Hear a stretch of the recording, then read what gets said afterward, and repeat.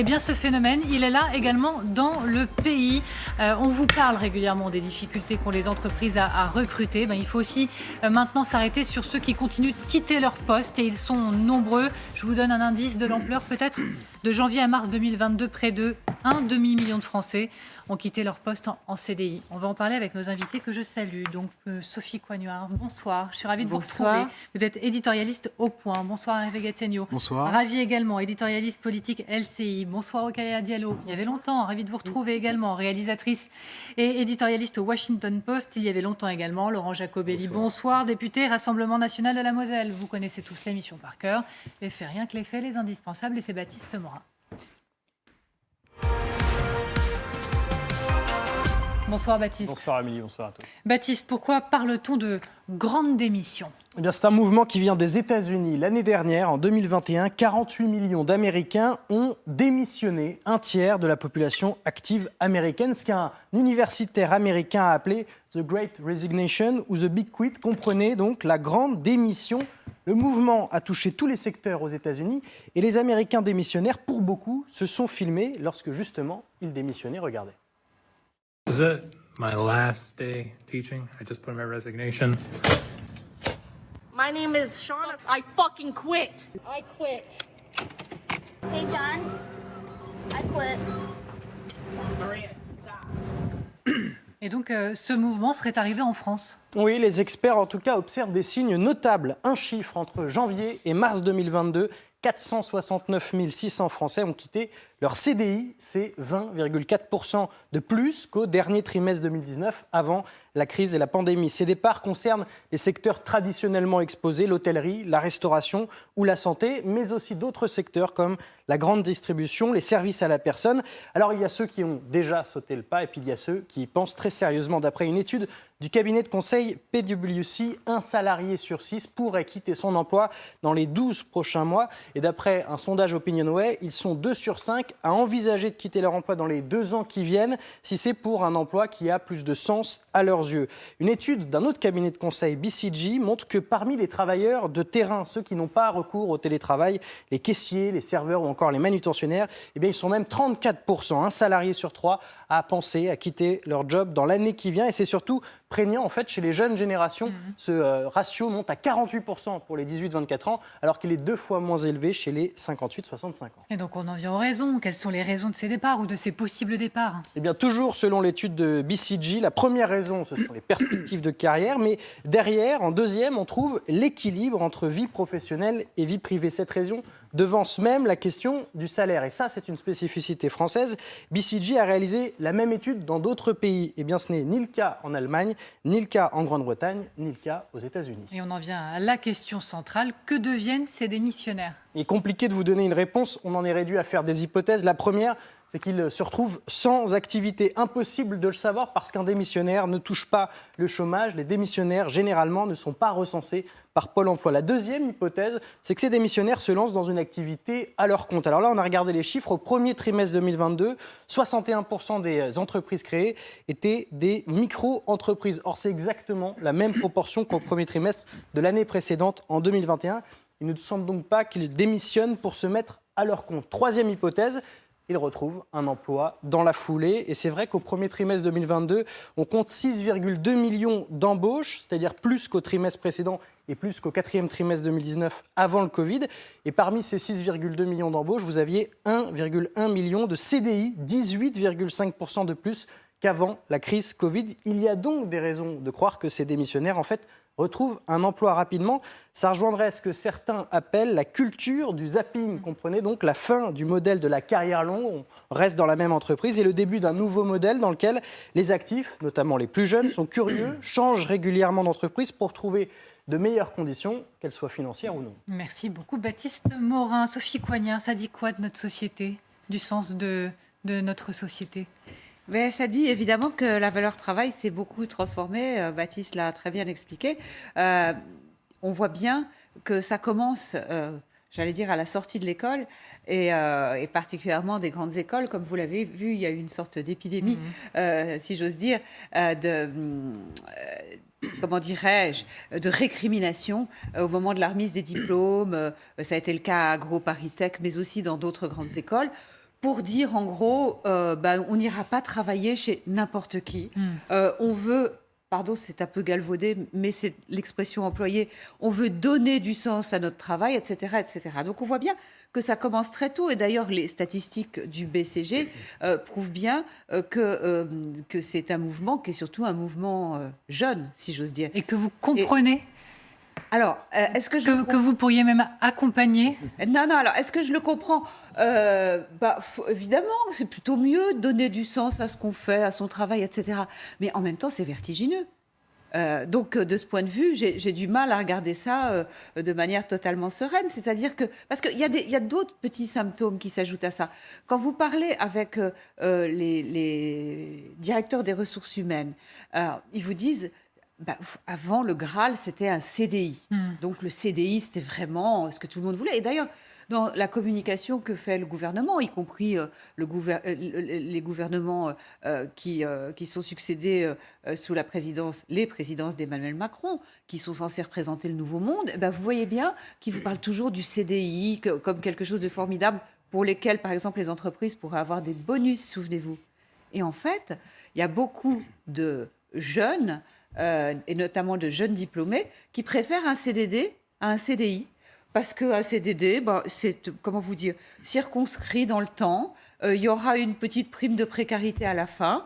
Et puis, il faut bien le dire, c'est plus facile de retrouver un boulot qu'il y a une dizaine d'années.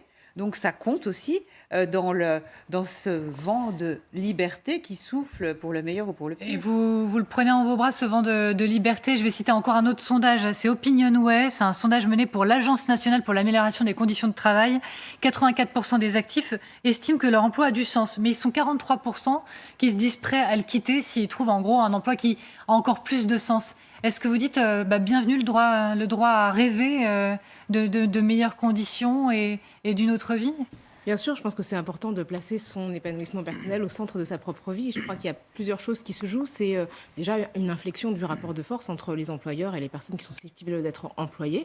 Donc la possibilité qui existe, comme le disait à l'instant Sophie Coignard, pour les personnes qui sont sur le marché du travail de choisir d'aller ou non vers une offre.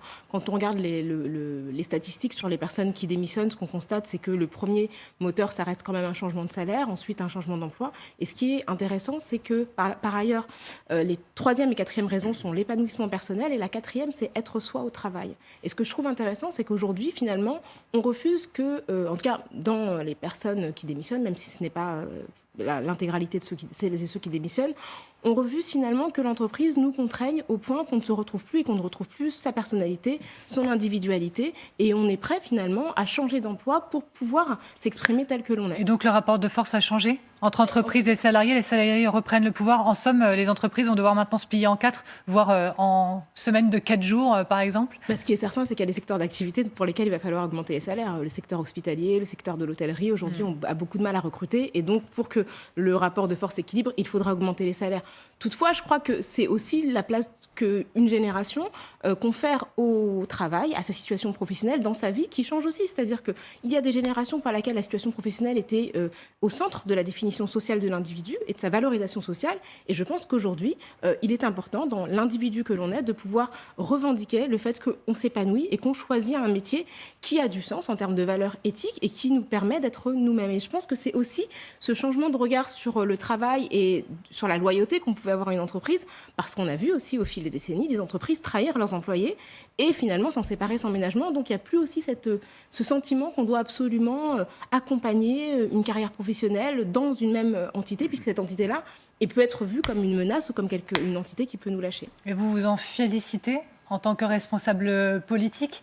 Et si oui, de quoi en fait? Vous vous félicitez du fait que les gens se permettent maintenant de rêver mieux, à mieux? Vous vous félicitez du changement de rapport de force entre entreprises et salariés?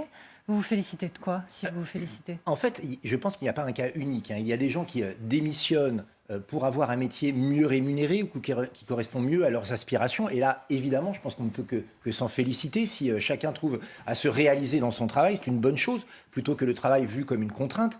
En revanche, je crois qu'il faut aussi se poser des questions sur la manière dont le travail est vécu aujourd'hui. Dans les métiers qui ont été cités tout à l'heure, de ceux parmi lesquels les gens voulaient démissionner et changer de profession, il y a des métiers très durs, des métiers dits de terrain. On a parlé de caissiers, caissières, on a parlé des accompagnants, par exemple des personnes âgées. Ce sont des métiers où l'idée même de travail, l'idée même de objet du travail devient une question. Quand, lorsque l'on travaille, lorsque l'on doit prendre sa voiture et faire 20 km avec le plein d'essence tel qu'il coûte aujourd'hui, eh bien, finalement, on se dit qu'avec des allocations, on serait finalement dans une situation personnelle à peu près identique. Le travail est vu comme une contrainte, comme quelque chose de presque dévalorisé. Et donc, le fait de réimaginer son avenir, notamment professionnel, est une question qui se pose. Donc, je crois qu'il faut redéfinir le travail comme effectivement quelque chose qui n'est pas contraint, mais aussi redéfinir les conditions du travail, et notamment les conditions salariales.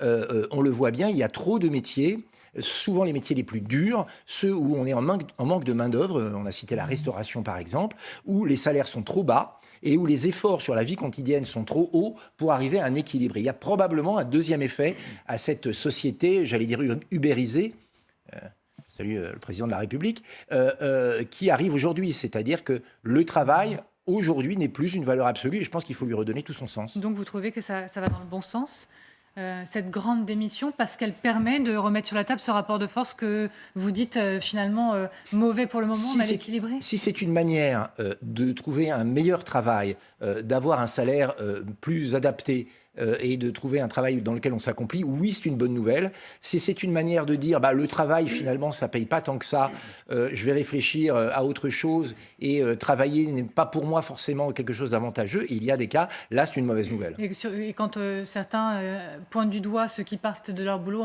pour dire ils vont profiter du chômage ou de la contribution des autres pour faire une pause. Ils ne profitent de rien. Ce qui n'est pas normal, ce n'est pas d'avoir des aides sociales et des allocations. Ce qui n'est pas normal, c'est d'avoir un niveau de salaire trop bas, qui n'incite pas à aller travailler dans des métiers souvent les plus compliqués. On ne peut pas en même temps regretter d'avoir des secteurs entiers qui ne trouvent pas de volontaires pour aller travailler et offrir des salaires trop bas pour attirer les gens. C'est là qu'il y a, je crois, un hiatus qu'il faut régler. Alors, on l'a vu dans cette grande démission, il y a plusieurs strates. Mais dans ces strates, il y a des personnes qui partent parce qu'elles rêvent de mieux, parce qu'elles ont besoin d'une pause. Et on va se demander si ça peut créer des résistances, voire des clivages dans la société de ceux, et je commençais à l'effleurer, qui pourraient dire, très bien, nous, on travaille dur et on contribue au chômage, c'est très bien, mais on ne contribue pas au fait que certains s'accordent une pause. Vous l'entendez, ça, certainement, autour de vous. Bon, Emmanuel Macron, il a été interrogé sur le sujet le 14 juillet, savoir ce qu'il pense de ces personnes qui quittent massivement leur travail. Sa réponse. Il y a certaines personnes qui peut-être vous regardent aujourd'hui qui se disent non, c'est vrai que ce ne sont plus des métiers que je veux faire parce que ce sont des métiers trop durs, on commence trop tôt, on termine trop tard et on est trop mal payé. Est-ce que vous entendez cela? Alors, je vais vous dire, s'ils peuvent trouver et aller vers un autre métier, je l'entends très bien. Si derrière la réponse c'est je vais bénéficier de la solidarité nationale pour réfléchir à ma vie, oui, j'ai du mal à l'entendre. Parce que cette solidarité nationale, c'est ceux qui bossent qui la payent. Hervé Gattegno. Oui, c'est l'un des aspects du problème.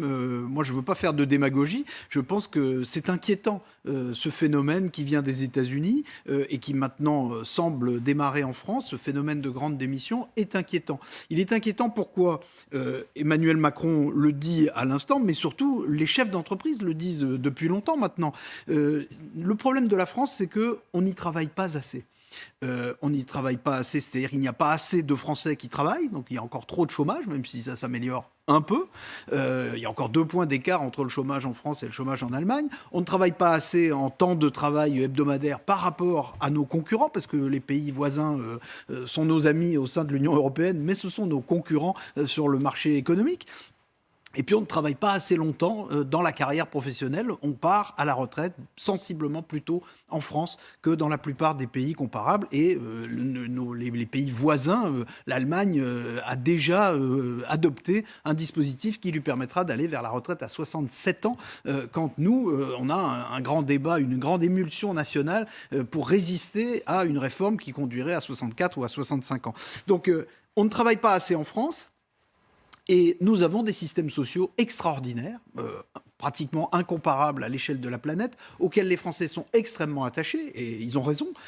Ça contribue beaucoup à faire la qualité de vie de la France, et l'attractivité de la France en dépend également. Mais on voit bien que là, il y a un hiatus qu'on ne peut pas contourner. Pour être très direct, est-ce que vous pensez qu'il y a un abus du système pour ces personnes qui démissionneraient? Il n'y a pas un abus général du système. Il y a des abus, ça existe, mais au-delà des abus, c'est ça qu'il faut comprendre. C'est que nous ne pourrons pas durablement avoir un financement de systèmes sociaux aussi généreux que ceux que nous avons si nous ne réagissons pas d'une façon positive sur le marché du travail. Et aujourd'hui, ce qui se passe, c'est qu'il y a une altération de la relation du salarié et du travailleur, comme on disait autrefois, au travail. Il y a une désacralisation du travail. Je continue à être direct. Il faut les remettre au travail, ces Français qui voudraient faire une pause? Non, mais attendez, moi, je me permets de souligner mon désaccord avec M. Gattegno. On ne travaille pas assez en France. Il faut arrêter. Notre taux de productivité est un taux de productivité très élevé.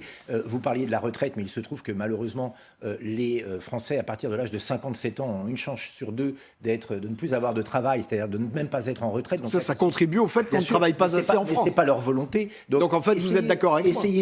Essayez de dresser un portrait des Français comme étant semi-feignants et attendant des allocations plutôt que d'aller travailler. Je ne crois pas avoir dit ça, mais c'est votre traduction. Je crois, c'est en tout cas ce qu'avait laissé entendre le président de la République. C'est, je crois, une caricature qui, en plus, est erronée. Non, je pense qu'aujourd'hui, tous les repères du travail ont été cassés.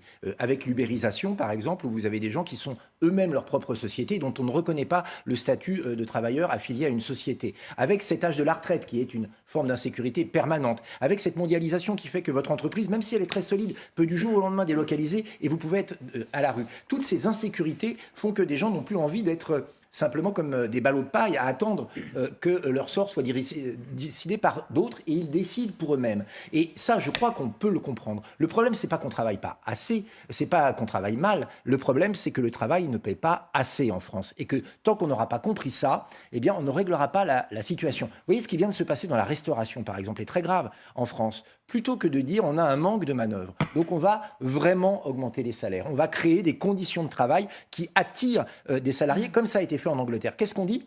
On va faire venir des travailleurs de l'étranger pour avoir une main-d'œuvre peu chère et donc ne pas rehausser les salaires des Français. Et bien vous voyez, on crée un écosystème qui est négatif et qui altère l'image même du travail. Sophie Coignard.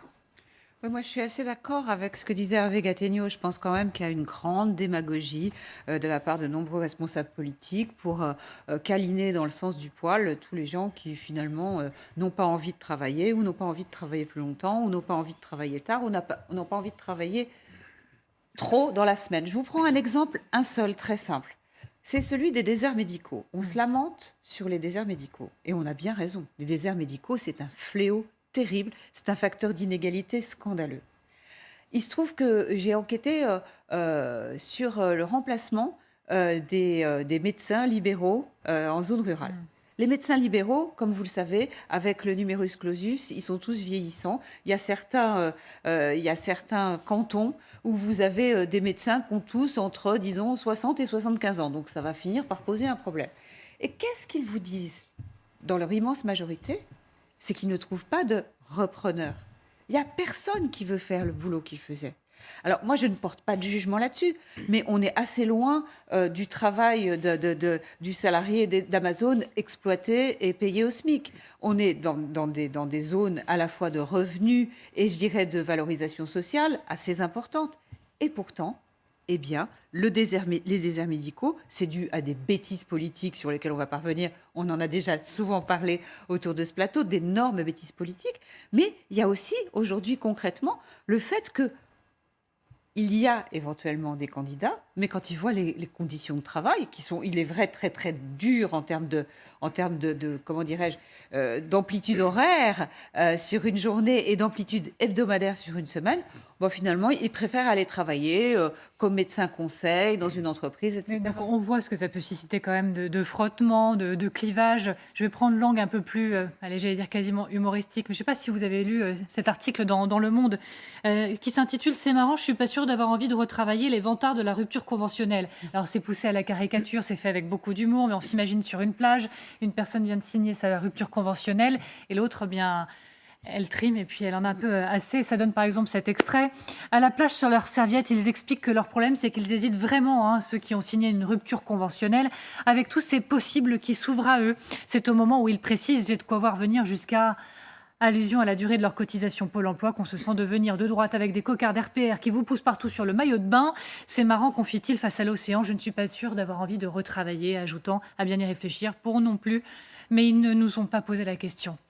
Bon, Rokhaya Diallo, ça c'est la version humoristique, mais on entend bien ce que ça suscite d'interrogation, ceux qui ont grande démissionné, vous voyez ?